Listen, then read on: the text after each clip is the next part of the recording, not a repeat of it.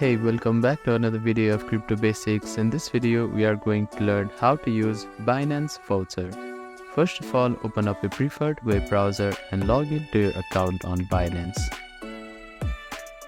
Now hover your mouse to the profile icon, which is at the top right corner of your screen. On the drop-down menu, select Rewards Hub option. On the Reward Center, look for the voucher you want to use.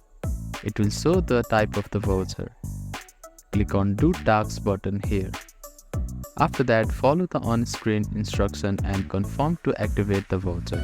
Depending on the type of voucher, the reward such as cashback or token will either be credited to a spot wallet or activate in the associated feature. Once redeemed, you can check a spot wallet to confirm the credited funds or rewards. Binance Voucher may have expiration date or specific terms, so make sure to read the details in the Reward Center before redeeming. So that is how you can use Binance Voucher. Thank you for watching this video. Please do not forget to like, share and subscribe to our channel and comment down if you have any queries.